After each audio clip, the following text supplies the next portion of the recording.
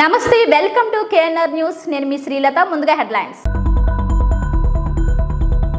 Visakha MP MVV Satyanarayana యాదవ్పై చేసిన అనుచిత వ్యాఖ్యలను తాము తీవ్రంగా ఖండిస్తున్నామని ఆరోపించిన విశాఖ యాదవ సంక్షేమం సంఘం నాయకులు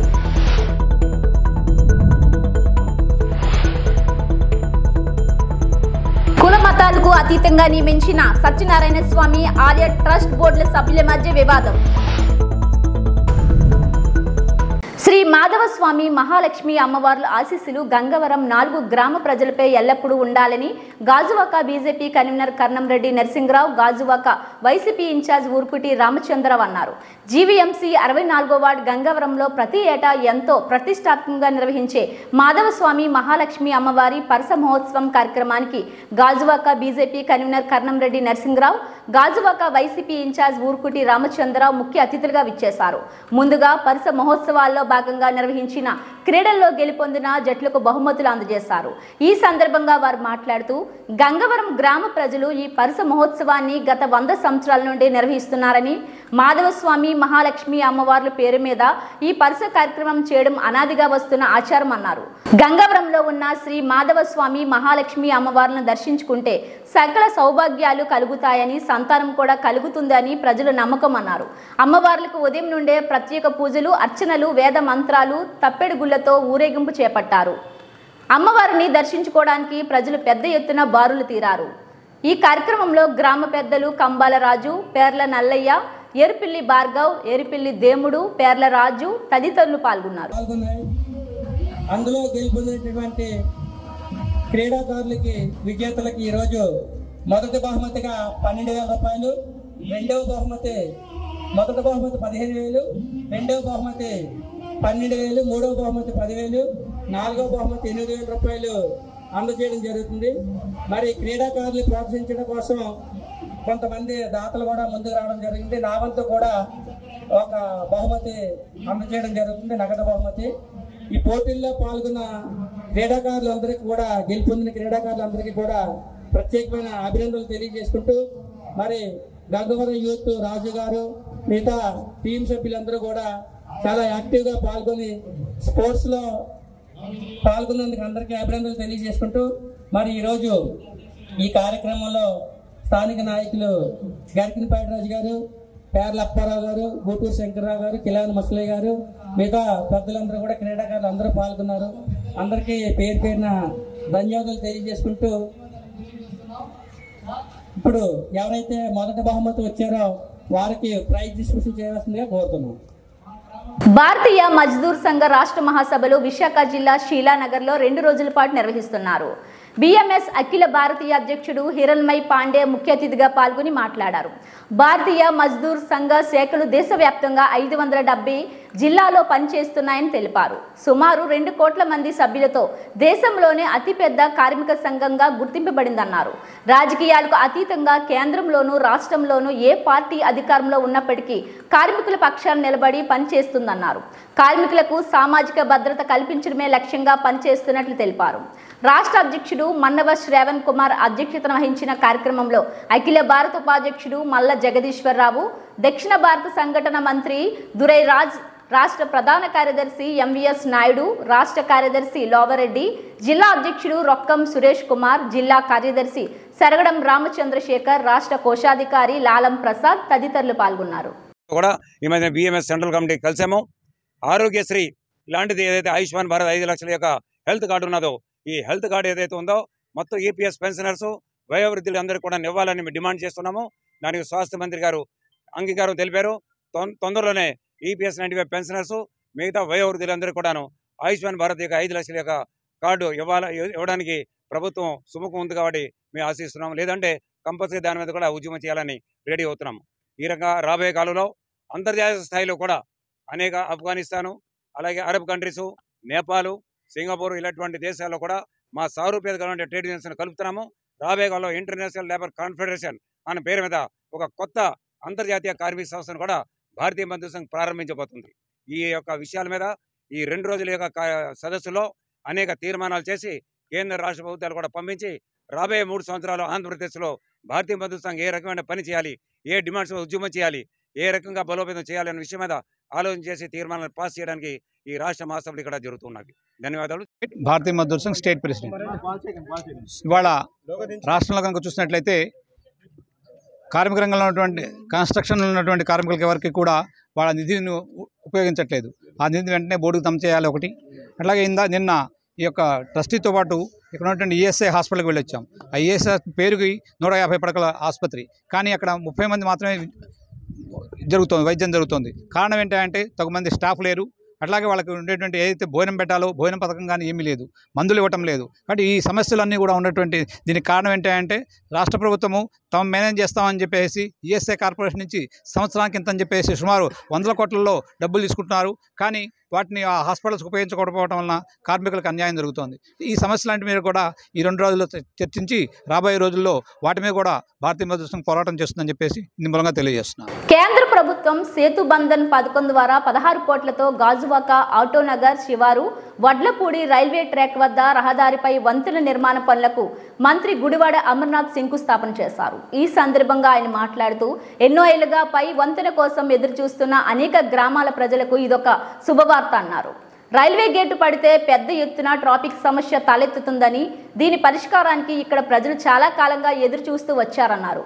కొద్ది కాలం కిందట తాను సీఎంతో ప్రయాణిస్తున్నప్పుడు ఈ సమస్యను వివరించానని చెప్పారు. దీంతో సీఎం చొరవ తీసుకున్నారని తెలిపారు. సమావేశంలో మేయర్ గొలగాని హరివెంకట కుమారి, ఎమ్మెల్యే తిప్పల నాగిరెడ్డి, వైసీపీ ఇన్ఛార్జ్ ఉరుకుటి చందు, కార్పొరేటర్లు కాకి గోవిందరెడ్డి, బోండా జగన్ తదితరులు పాల్గొన్నారు. ముఖ్యంగా విశాఖపట్నం అలాగే అనకాపల్లి ఎక్కువగా ప్రయాణం చేసేటువంటి అనేక మంది ప్రజలతో పాటు గాజువాక ప్రాంతానికి ఒక గుర్తింపును తీసుకొచ్చినటువంటి ఈ ప్రాంతం ఇండస్ట్రియల్ పార్క్, ఆటోనగర్ ఏవైతే బ్లాకులు ఉన్నాయో వీటితో పాటు ఈ పరిసరంలో ప్రాంతాల్లో ఉన్నటువంటి దొంగలం కానీ లేదా నూతనంగా ఈ ప్రాంతానికి వచ్చినటువంటి చుట్టుపక్కల గ్రామం లాంటివి కానీ లేదా కాపు దొంగలం కానివ్వండి, లేకపోతే గొలజగరాజపేట కానివ్వండి, ఇవన్నీ కూడా ఈ ప్రాంతంలో ఉన్నటువంటి ప్రజలకి మరింత సౌకర్యంగా ఉండాలనేటువంటి ఉద్దేశంతో ఎన్నో దశాబ్దాలుగా ఈ ఫ్లైఓవర్ నిర్మాణం జరగాలని చెప్పి ఈ ప్రాంత ప్రజల తాలూకు కోరిక. ఎందుకంటే ముఖ్యంగా హెవీ వెహికల్స్ ఎక్కువగా వెళ్ళేటువంటి ప్రాంతం.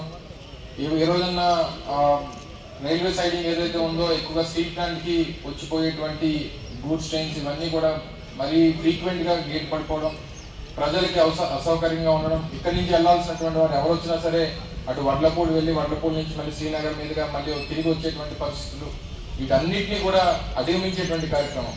రేపు విశాఖపట్నం నుంచి ఎవరన్నా టువర్డ్స్ అనకాపల్లి వెళ్ళాలన్నా ఇలా శీలానగర్ మీద వచ్చి ఫ్లైఓవర్ మీదుగా ఇటు కోరమనపాలెం వెళ్ళిపోయేటువంటి అవకాశం ఉంటుంది. గాజువాకలో మరింతగా పెరిగిపోతున్నటువంటి ట్రాఫిక్ని దాన్ని తగ్గించేటువంటి దానికి కూడా ఆస్కారం ఉంటుంది అనేటువంటి ఉద్దేశంతో ఈ ప్రపోజల్ అనేక సంవత్సరాలుగా ఉంది. గతంలో రైల్వేకి సంబంధించినటువంటి పోర్షన్ కూడా ఒక 10 కోట్ల రూపాయల వరకు ఏదైతే పోర్షన్ ఉందో అది కంప్లీట్ అవ్వడం, ఇప్పుడు నూతనంగా అప్రోచ్ రోడ్స్ ఏదైతే రైల్వే పోర్షన్ కాకుండా ఇటు అటు ఏదైతే అప్రోచెస్ ఉన్నాయో దీన్ని మరో 16 కోట్ల రూపాయలు పెట్టి మనం నిర్మించాలని చెప్పి R&D ద్వారా నిర్ణయం తీసుకోవడం, కేంద్ర ప్రభుత్వంతో కూడా మాట్లాడడం, ఈరోజు దానికి సంబంధించి పూర్తి స్థాయిలో టెండర్స్ కూడా కంప్లీట్ చేసుకొని కాంట్రాక్టర్ కూడా పనులు ప్రారంభించేటువంటి దానికి ముందుకు రావడం జరిగింది. సో ఈరోజు శంకుస్థాపన కార్యక్రమం తర్వాత త్వరితగతిన పనులు కూడా ప్రారంభించేటువంటి కార్యక్రమం చేయబోతా ఉన్నాం.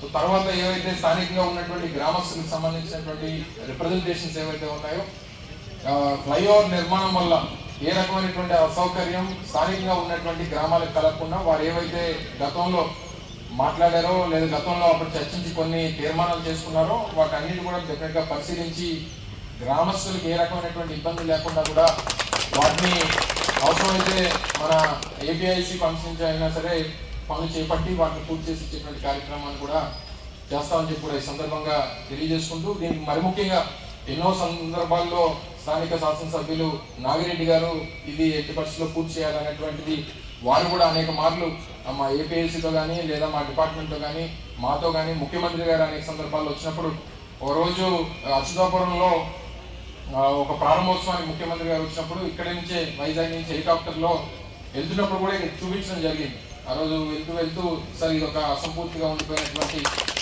ఇది ఉంది, దీనివల్ల ఒక్క సివిలియన్స్కే కాదు ఇండస్ట్రీస్ కూడా ఉపయోగపడుతుంది, ఇండస్ట్రియల్ మూవ్మెంట్ కూడా చాలా ఉపయోగం, పోర్టుకి దగ్గరగా ఉండేటువంటి ప్రాంతం, ఒక రకంగా అటువైపు ఉన్నటువంటి మా ఏపీఐసి బ్లాక్స్ కూడా ఈ ఏదైతే రైల్వే ట్రాక్ సైడింగ్ ఉండడం వల్ల ఫ్లైఓవర్ లేకపోవడం వల్ల కూడా అది కొంచెం స్లో డౌన్ అయింది.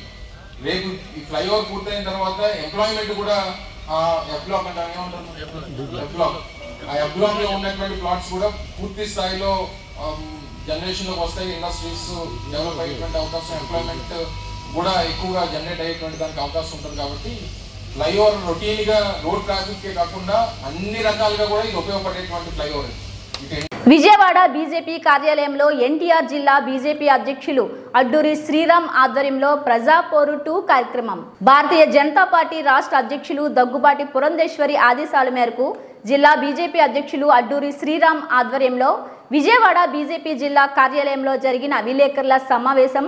అడ్డూరి శ్రీరామ్ మాట్లాడుతూ, ఈ రాష్ట్ర ప్రభుత్వం మద్యం, ఇసుక, భూ కబ్జాల పేరుతో ఎలా ఈ రాష్ట్రాన్ని దోచుకుంటుందనే విషయాన్ని రాష్ట్రంలో ప్రతి నియోజకవర్గంలో 50 నుంచి 60 కార్నర్స్ మీటింగులు పెట్టి ప్రజలకు తెలియజేసే కార్యక్రమాన్ని చేపడుతున్నామని, రాష్ట్రంలోని ప్రజలు బకాసురుడు, నరకాసురుడు గురించి విన్నారని, ఇప్పుడు కొత్తగా ఇస్కాసురుడు రూపంలో జగన్మోహన్ రెడ్డి పేరు వింటున్నారని, రాబోయే ఎన్నికల్లో ఖచ్చితంగా ఈ అవినీతి ప్రజా వ్యతిరేక ప్రభుత్వాన్ని గద్దె దించే వరకు పోరాడతామని ఈ సందర్భంగా రాష్ట్ర ప్రభుత్వాన్ని హెచ్చరించారు. ఈ కార్యక్రమంలో బీజేపీ ఎన్టీఆర్ జిల్లా ప్రధాన కార్యదర్శి భోగవల్లి శ్రీధర్, బీజేపీ రాష్ట్ర కార్యవర్గ సభ్యులు మువ్వల సుబ్బయ్య, బీజేపీ రాష్ట్ర కౌన్సిల్ సభ్యులు రఘునాథ్ తదితరులు పాల్గొన్నారు. పలుమార్లు చాలా గొడవ చేసిన సందర్భాలు కూడా ఉన్నాయి. ఇవాళ అటువంటి కరెంటు బిల్లులు 100% పెంచి ప్రజల్ని చాలా భారం పెట్టి వారిని ఇబ్బంది పెడుతున్నాడు.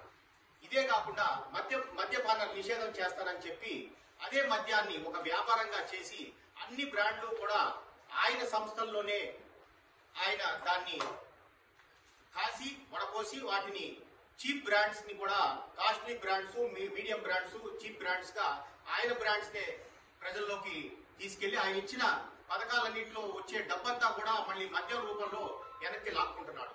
ఇటువంటి మద్యాన్ని ఒక పెద్ద వ్యాపారం చేసి ఏపీ బ్రెవరేజెస్ కార్పొరేషన్ కి ఒక 12,000 కోట్లు అప్పుగా దాన్ని తీసుకొచ్చి కూడా పథకాల్లో ఆయన పంచడం జరిగింది.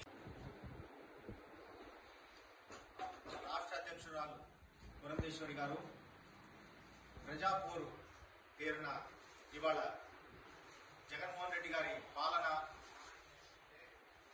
చాలా దుస్థితికి అయ్యి 5 ఏళ్ల నుంచి ప్రజలు చాలా ఇబ్బంది పడుతున్నారనే చాలా స్పష్టతతో ఆయన గవర్నమెంట్ దింపే విధంగా ప్రజాపోరు చేపట్టాం.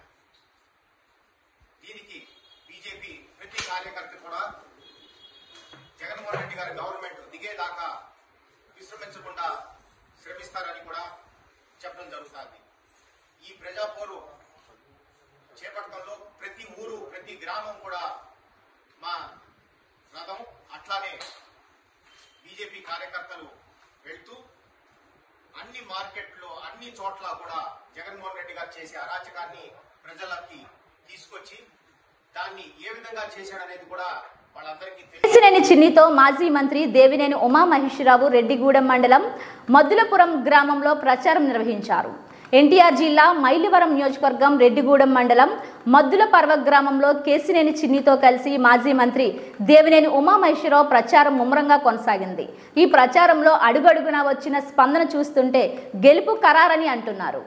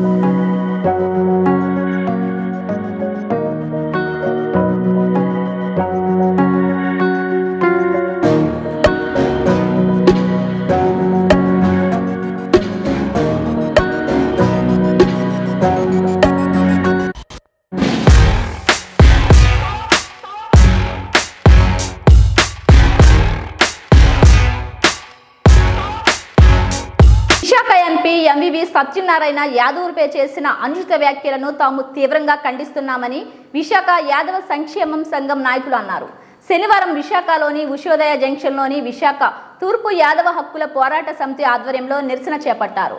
ఈ సందర్భంగా సభ్యులు బొట్ట చిన్ని యాదవ్, కొడుబోయిన బాబ్జీ యాదవ్, నమ్మి అప్పలరాజు యాదవ్ మాట్లాడుతూ విశాఖ తూర్పు నియోజకవర్గం పరిధిలో సుమారు 70,000 మంది యాదవులు ఉన్నారని, వీరికి తక్షణమే క్షమాపణ చెప్పకపోతే వచ్చే ఎన్నికల్లో తగిన బుద్ధి చెప్తామన్నారు.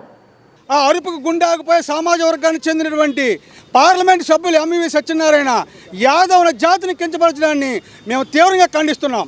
వెంటనే ఎంవి సత్యనారాయణ గారు స్పందించి యాదవ జాతిని క్షమాపణ కోరపోతే మాత్రం రానున్న రోజుల్లో పార్లమెంట్ సభ్యులు ఎంవి సత్యనారాయణ తీవ్ర పరిణామం ఎదుర్కోక తప్పదని మేము ఈ సమావేశం ద్వారా తెలియజేస్తున్నాం. యాదవులైన అడ్డాలో కూర్చొని నీకు ఎంత పొగరు, నీ తల పొగరు దించేందుకు మేము సిద్ధంగా ఉన్నాం. నీ అంగబలానికి అర్ధబలానికి భయపడి యాదవ్ సోదరులు ముందుకు రాకపోవచ్చు, కానీ ఓటు అనే వజ్రాయుధంతో నీ తాలూకా పతనాన్ని మేము చూస్తామని ఈ సభాముఖంగా తెలియజేస్తున్నాం. 100 తప్పులు చేసిన శిశుపాలుడికి అవకాశం ఇచ్చాడు మా కృష్ణ భగవానుడు, కానీ నువ్వు 100 తప్పులు మీరిపోయావు. శ్రీకృష్ణ చక్రం నిన్ను ఎక్కడ ఉన్నాయి అంటాడుతుంది. ఈ సుశీల భారతదేశంలో అడుగడుగున యాదవ జనులు ఉన్నారు. నువ్వు ఎక్కడ ఉన్నా ఏం చేస్తున్నా నీ పతనం కోసమే మేము ఈ పోరాటం చేస్తాము. నువ్వు తక్షణమే మేలుకొని మా జాతిని క్షమాపణ కోరపోతే మాత్రం నువ్వు ఎక్కడ ఉన్నా నిన్ను వదిలిపెట్టే సమస్య లేదు. నిన్ను కొట్టాం తిట్టాం, కానీ మేము చేసే టార్చర్కి నీ అంతటా నువ్వే నడి రోడ్డు మీద బట్టలు చింపుకొని యాదవ్లో నన్ను క్షమించండి అనే రోజు కోసం మేము ఎదురు చూస్తాం. దానికోసం మేము ఎంత దూరంగానే వెళ్తామని ఈ సభాముఖంగా చేస్తున్నాం. ఓటు అనే వజ్రాయుధం తాలూకా సత్తాని మా యాదవ్ సామ్రాజ్యం చూపిస్తాం. అడుగడుక్కి వెళ్తాం, ఇంటింటికి వెళ్తాం. నీ ఓటమిని తూర్పులో నిన్ను ఘోరంగా ఓడించడమే యాదవ్ జయంగా మేము పనిచేస్తాం. లేదు ఇప్పటికైనా చేరుకొని నువ్వు క్షమాపణ చెప్తే నిన్ను క్షమించి వదిలేస్తామని ఈ యాదవ్ జాతి తరపున మీకు హెచ్చరిస్తున్నాం. ఖబర్దార్ ఎంఈవీ. నా పేరు బొట్ట చిన్ని యాదవ్, అనకాపల్లి జిల్లా ప్రజా సంఘాల ఐక్యవేదిక అధ్యక్షుడిని, అలాగే యాదవ్ సంఘానికి రాష్ట్ర కార్యదర్శిగా కూడా పనిచేస్తూ ఉన్నాను.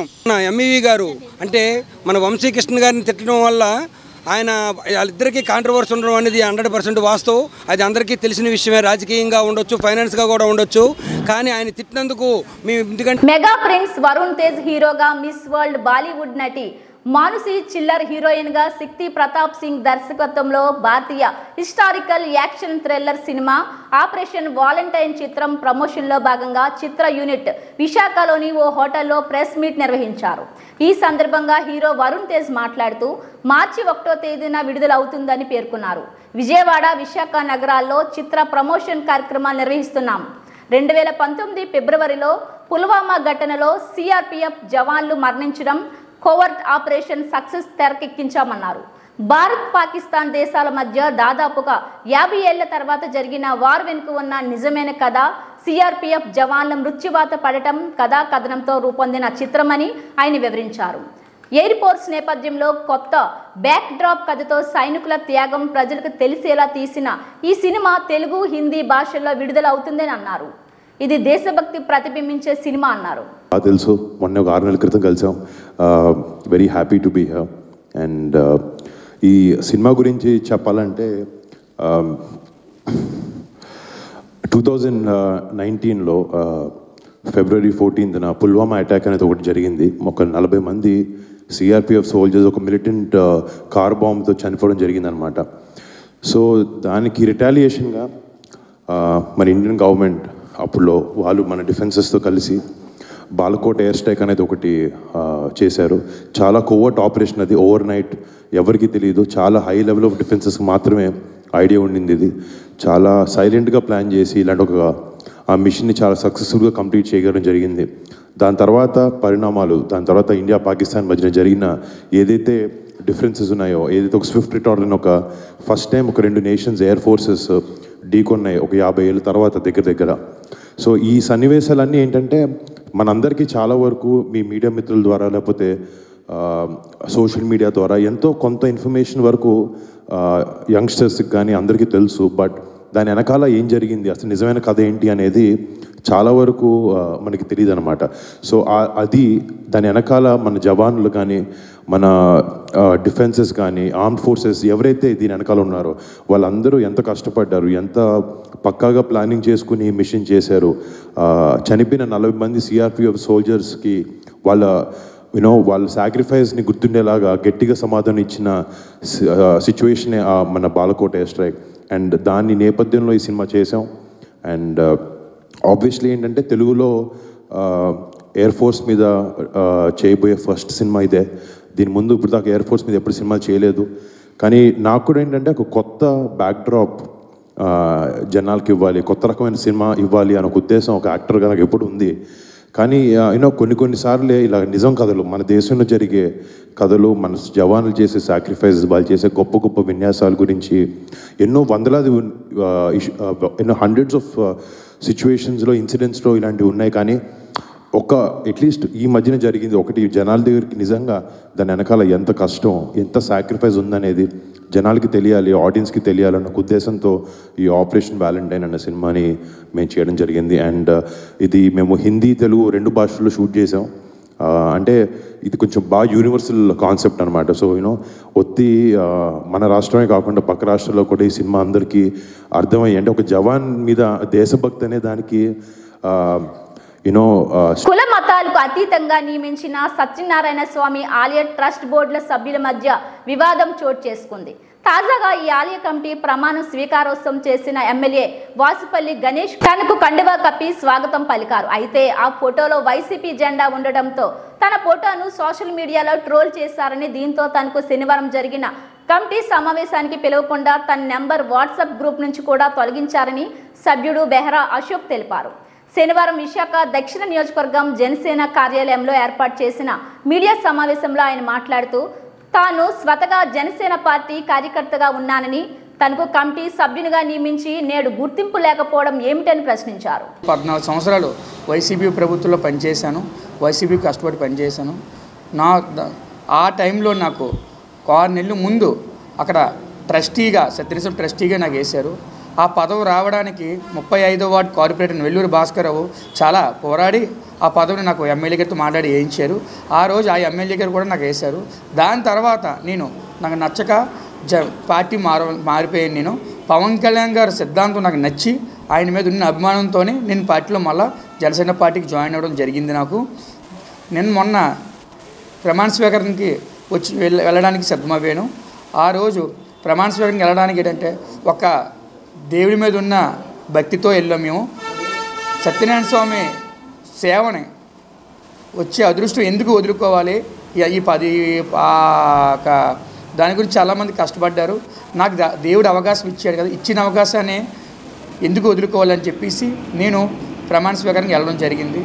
కానీ అక్కడికి వెళ్ళిన తర్వాత రాజకీయం చూపించారు. అసలు గుళ్ళో రాజకీయం జరుగుతుందని కూడా నేను అనుకోలేదు. సడన్గా ఎమ్మెల్యే గారు తీసుకొచ్చి కొండవ వేసడం జరిగింది. అక్కడ అంతమందిలో నేనేం మాట్లాడలేని పరిస్థితిలో ఉన్నాను. నేను దాన్ని ఖండించి ఈరోజు నేను ఈ మీడియా ముందు మాట్లాడాల్సి వచ్చింది. నేను జనసేన పార్టీలోనే ఉంటాను.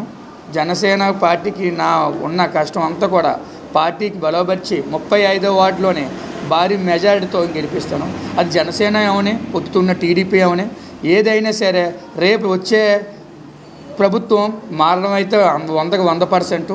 దానికి తగిన బుద్ధి మేము చెప్తాము.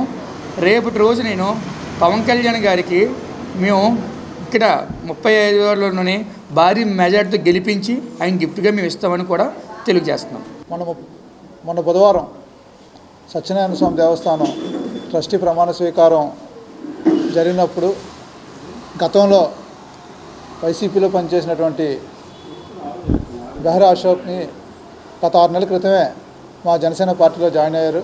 అప్పటి నుంచి జనసేన పార్టీకి క్రియాశీలకంగా 35వ వార్డులో పనిచేస్తున్నప్పటికీ మొన్న స్వామివారికి సేవ చేసుకుందాం అని ట్రస్టీ చైర్మన్, అది రాజకీయాలకు అతీతంగా పదవి కాబట్టి అక్కడ మమ్మల్ని కోరడం జరిగింది. ఆయన ఇలాగ నాకు ట్రస్టీలో సభ్యుడిగా పదవి వచ్చింది, వెళ్ళి తీసుకోవచ్చా అని అడగడం కూడా జరిగింది. మేము అది సేవ కాబట్టి, స్వామివారి సేవ అది రాజకీయాలకు అతీతంగా జరుగుతుంది కాబట్టి మీరు తీసుకోండి, చేయండి అని చెప్పాం.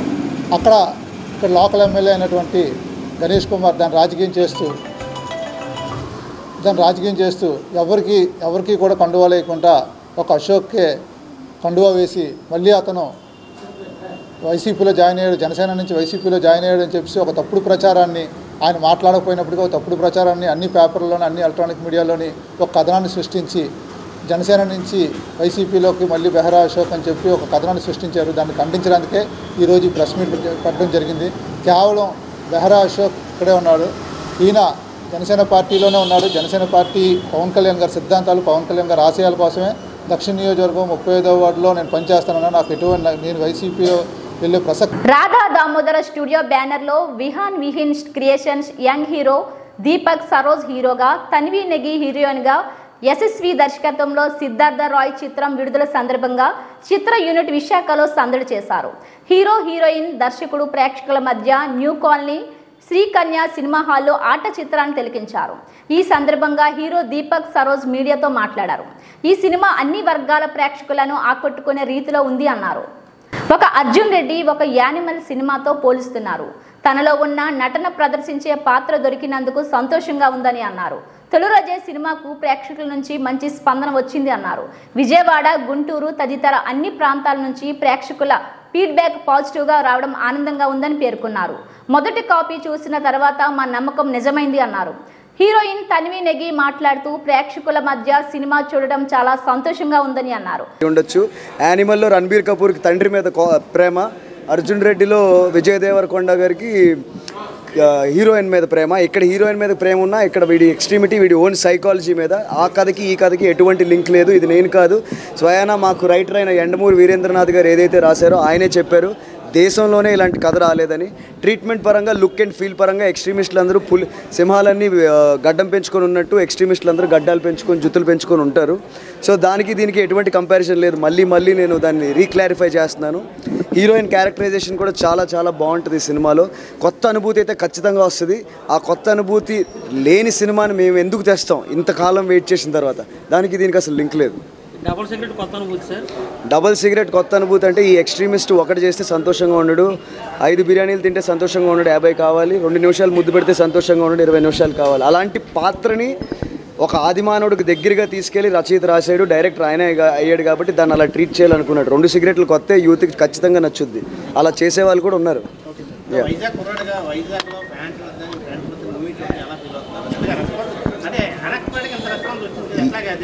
ఇదే ఊరిలో కాఫీ షాప్లని, థియేటర్లని, నా ఫేవరెట్ స్టార్లు, మెగా ఫ్యామిలీ నుంచి ఎవరు వచ్చినా ఎన్నో గోలలు చేసి కట్అవుట్లు కట్టి చేసిన రోజులు ఉన్నాయి. అలాగే మా అమ్మగారితో నేను ఉన్నప్పుడు ఆవిడ పెద్ద నాయకురాలు, ఆవిడ సపోర్ట్ నాకు ఎప్పుడు ఉంటుంది, నేనేం చేయలేకపోతున్నానని ఒక బాధ కూడా ఉండేది. అలాంటిది కొంచెం లేట్ అయినా మా ఊరిలో బిగ్ స్క్రీన్ మీద నన్ను చూడడం, మా ఫ్రెండ్స్ మధ్యన ఫ్యాన్స్ అంటూ వస్తున్నారు, మీ అందరి మధ్యన మీరందరూ కూడా మా వాళ్ళే, we all are like family. చిన్నప్పటి నుంచి నన్ను చూస్తూ వచ్చారు, నేను ఏ సక్సెస్ కొట్టినా నా వెనకాల ఉన్నారు. చాలా చాలా సంతోషంగా ఉంది. ఇది డైజెస్ట్ చేసుకోవడం నాకు ఇంకో 48 అవర్స్ పడుతుంది. శ్రీ రాధా దామోదర్ స్టూడియో బ్యానర్లో Vihaan creations young hero Deepak Saroj హీరోగా, తన్వి నెగి హీరోయిన్గా, యశస్వి దర్శకత్వంలో సిద్ధార్థ రాయ్ చిత్రం విడుదల సందర్భంగా చిత్ర యూనిట్ బీచ్ రోడ్లో గల ఒక రెస్టారెంట్లో శనివారం సక్సెస్ మీట్లో భాగంగా మీడియా సమావేశం నిర్వహించారు. ఈ కార్యక్రమంలో నిర్మాత పని మాట్లాడుతూ చిన్న సినిమాగా విడుదలయ్యింది, తొలి రోజే హిట్ టాక్తో పెద్ద విజయం సాధించింది, మీడియా ద్వారా మంచి ప్రమోషన్ చేశారని ధన్యవాదాలు తెలిపారు. దర్శకుడు కథా కథనం దర్శకత్వం బాగా చేశారు. యూత్కి ఈ సినిమా ద్వారా మంచి సందేశం ఇచ్చారు. అమెరికా నుంచి కూడా మంచి స్పందన వచ్చింది. హీరో నటన హైలైట్గా నిలిచింది. దీపక్ హీరో పాత్రలో ఒదిగిపోయారన్నారు. చిత్రం విజయవంతం చేసిన ప్రేక్షకులకు ఆయన ధన్యవాదాలు తెలిపారు. యంగ్ హీరో దీపక్ సరోజ్ మాట్లాడుతూ ఈ సినిమా ద్వారా నిర్మాతకు సక్సెస్ వచ్చిందని పేర్కొన్నారు. తెలుగు రాష్ట్రాల్లో మంచి స్పందన వచ్చింది అన్నారు. కథా దర్శకుడిని నమ్మాను, మా నమ్మకం నిజమైంది, చిత్రానికి మంచి రివ్యూలు వచ్చాయని ఆనందం వ్యక్తం చేశారు. సిద్ధార్థ్ రాయ్ సినిమాకి ఇంత టెరిఫిక్ రెస్పాన్స్ వస్తుందని నేనైతే ఎక్స్పెక్ట్ చేయలేదు. ఐ హ్యావ్ నో వర్డ్స్, ఏం మాట్లాడాలో తెలియట్లేదు. Across 2 states youth are messaging, specially medical students నాకు మెసేజ్ చేస్తున్నారు. This characterisation is epic, where did you find it, how did you choose it, what are your guts అని అడుగుతున్నారు. ఓడిపోవడానికి ఏమీ లేనోడికి గట్స్తో సంబంధం ఏంటి? సో నేను చూస్ చేసుకున్నప్పుడు what do I have to lose అని నాకు అనిపించింది. ఓడిపోతే నేను మళ్ళీ చిన్నోడినే కదా, మళ్ళీ ఇంకోసారి ప్రయత్నిస్తానని. బట్ నేను ఓడిపోలేదు, నేను గెలిచాను. That means my decisions were right. నేను నా కథను ఎంత నమ్మానో, నా డైరెక్టర్ని నేను ఎంత నమ్మానో, ఆయన నన్ను ఎంత నమ్మారు, మా ఇద్దరిని మా ప్రొడ్యూసర్ ఎంత నమ్మారు, today it is all right అని మాకు క్లియర్గా ఒక స్టాంప్ గుద్ది వర్డిక్ట్ ఇచ్చారు అందరూ. ఎస్, కొన్ని మిక్స్డ్ రివ్యూస్ ఉన్నాయి, బట్ నో, ఆనెస్ట్ రివ్యూస్ ఏంటంటే సినిమా చాలా బాగుంది, వెళ్ళి ఖచ్చితంగా చూడొచ్చు, ఇలాంటి సినిమా మేము చూడలేదు, డిఫరెంట్ ట్రీట్మెంట్ ఉంది, యాక్టర్స్ డిఫరెంట్గా యాక్ట్ చేశారు అని అక్రాస్ ద 2 states నాకు వచ్చిన జెన్యూన్ రివ్యూస్ ఇవి. ఎవరైనా వచ్చి ఇంకో అర్జున్ రెడ్డి, ఇంకో యానిమల్ అన్న. ఇవి బులెటిన్ అప్డేట్స్. మరిన్ని వార్తా విశేషాలతో మళ్ళీ కలుద్దాం. అంతవరకు సెలవు, నమస్కారం.